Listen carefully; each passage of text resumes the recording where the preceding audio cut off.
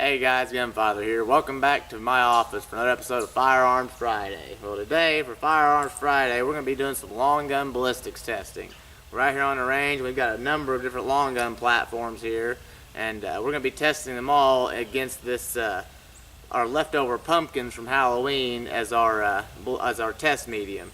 I've got an army of minions and Ninja Turtles here left over from our Halloween display, and I couldn't let all this good test medium go to waste, so we're going to be doing some ballistics testing with it. We're going to be testing everything from 22 longs all the way up to some rifled shotgun slugs. We've got some Winchester 22 longs. I don't have any 22 shorts, but the next best thing that I have was some 22 longs. I'm going to compare that to some 22 fired out of our Marlin Model 81 compared to some full metal jacketed Remington Viper rounds, which are really hot 22 full metal jacketed round, and we've got some hollow point Remington yellow jacket, which are an extremely hot hollow point 22 load. Then we're going to be going up to stepping up to some 5.56 M193 ball rounds fired out of our AR-15 here, and then we're going to after that it's going to be some of these varminted tipped 223 federal rounds, and I'm really interested to see how these perform compared to our VMAX tipped 223 Fiocchi rounds. I'm really kind of interested to see which one of those expand better and perform better in our ballistics test. Then we'll be stepping it up to some 308.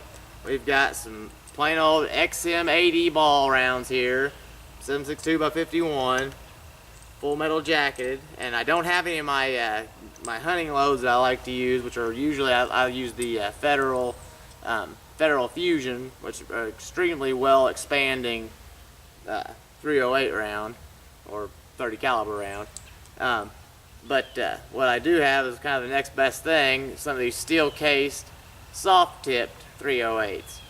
So these things expand really well, so we'll get to see just the difference between a expanding 308 round and a full metal jacketed 308 round. And then to top it all off, we've got some number 6 shot. This is a high brass, heavy field load by Federal. This is what I keep in my house gun, actually. I like number 6. A lot of people say 4, a lot of people say birdshot. I've got an in between. I use number 6. And then out of our other Mossberg 500 here, with our slug barrel on it, we're going to be firing some of these rifled Federal power or Winchester PowerPoint slugs.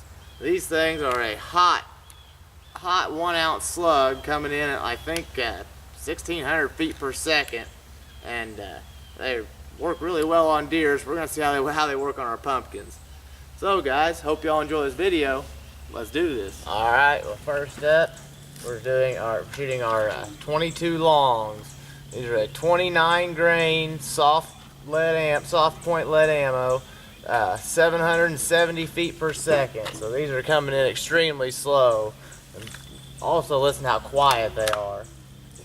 Pretty much only good for, you know, extremely small rodents, I would think.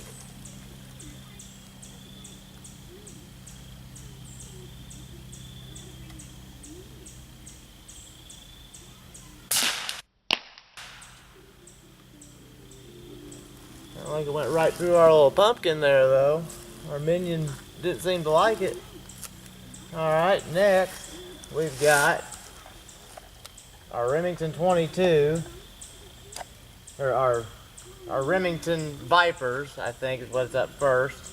Yeah, first up we've got the Remington Viper, and behind that we've got the Remington Yellow Jackets. The Vipers are 1,410 feet per second, solid, full metal jacketed.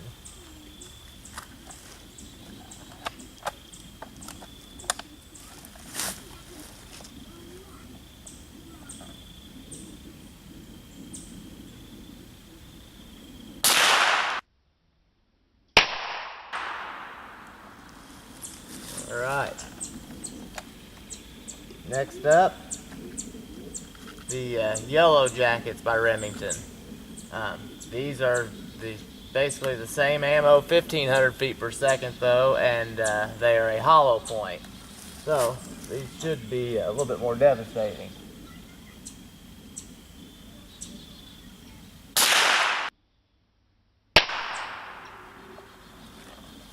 Alright, let's go check out our 22 devastation. Alright guys, well here it is. Here's our 22s. There's our 22 long entrance, Viper entrance, and Yellow Jacket. Now for the exits, there's our 22 long exit. There's our 22 Viper exit hole, which it did some actual extremely good damage.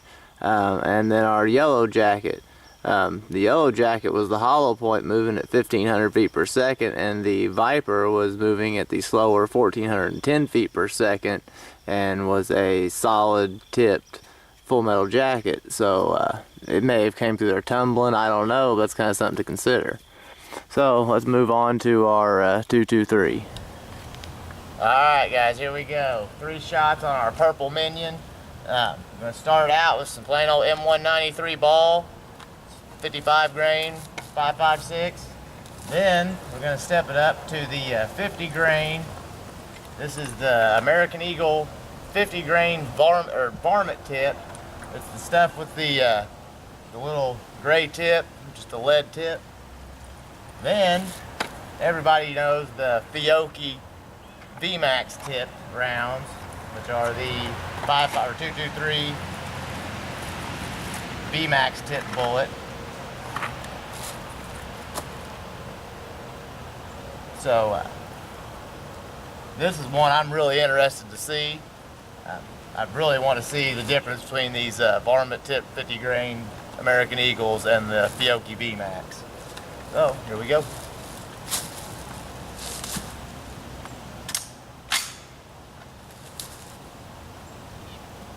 M193 ball first.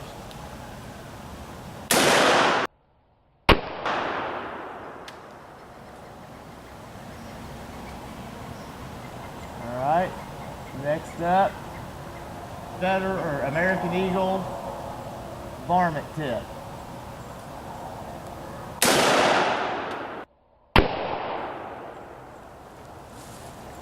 Right. Alright guys, and last but not least, this is the Fiocchi VMAX tip. This ought to be interesting.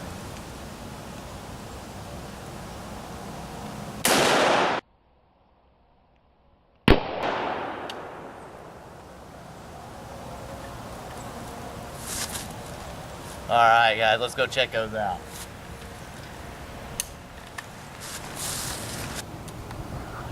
Alright, here it is.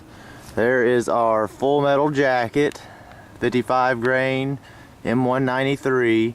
As you can see, it went in, doesn't look like it was doing a whole lot on its entrance. And then here's our American Eagle varmint. It looks to me, you can see the kind of the pattern there, it looks like it started expanding almost immediately on entrance. And then here is our Fiocchi VMAX. As you can see, it basically expanded immediately. It looked like it dumped almost all of its energy right at the very beginning. And then we get around to the back side. This is what I find the most interesting about this. Here is our full metal jacket exit hole. As you can see, it looks like it waited till almost the end to dump all of its energy, and it just blew the back side totally out. Our varmint tip doesn't look like it did a whole lot more damage coming out than it did going in. I was kind of expecting a little more from it. And then our VMAX bullet, like I said, it looked like it did all of its energy dump right at the entrance, and wasn't really that impressive. I was really impressed by the M193 and what it did on its exit hole. That's really pretty interesting. That was the one I was really looking forward to seeing.